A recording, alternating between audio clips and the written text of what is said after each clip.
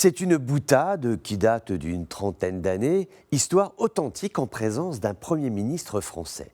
L'homme est décédé, par correction, je ne citerai pas son nom, et puis ce n'est qu'une boutade racontée au sommet du grand escalier de l'hôtel Matignon. Le problème de l'époque, c'était l'indépendantisme corse. Exaspéré par l'irrédentisme d'une poignée de surexcités de la gâchette, le Premier ministre français dit « Ah, décidément, les Corses, on aurait mieux fait de les rendre aux Italiens, nous, ça nous aurait fait des vacances, et puis eux, ils auraient senti la différence. » La boutade est accueillie par le sourire amusé de ses collaborateurs.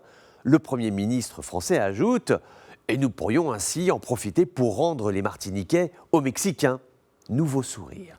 Un collaborateur amusé demande « Et l'Algérie, monsieur le Premier ministre, à qui aurait-il fallu la rendre ?»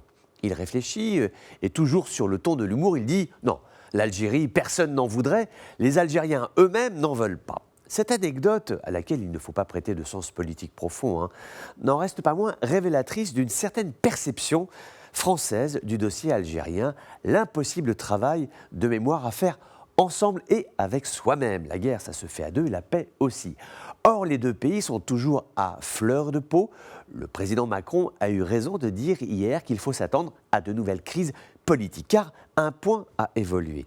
Durant des décennies, le fardeau mémoriel obligeait Paris à retenir ses mots, parler à minima, faire des circonvolutions de langage pour ne blesser personne. Sachant qu'au même moment, vous aviez sur des médias officiels algériens des gens qui démontraient par A plus B que le peuple français est cruel, je cite. C'est-à-dire que les enfants qui naissent aujourd'hui en France seraient porteurs de l'ADN de la cruauté. Imaginez qu'une radio française dise la même chose, qu'on fasse venir des experts en plateau pour expliquer que les enfants algériens possèdent tel ou tel ADN. Jamais nous ne ferions cela.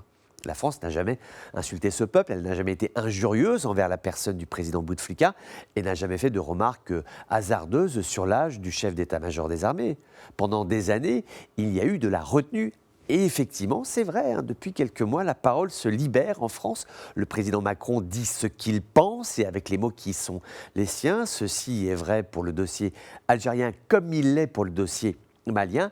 La France se décomplexifie de son passé et du fardeau de la repentance pour revenir à ce qu'elle a toujours été, un peuple libre de pensée, un peuple libre de parole. Ceci n'est pas de l'irrespect, seulement de la sincérité, comme il se doit lorsque deux peuples se disent être amis. Sinon, on ne se parle plus et sinon, tout cela n'aurait pas de sens.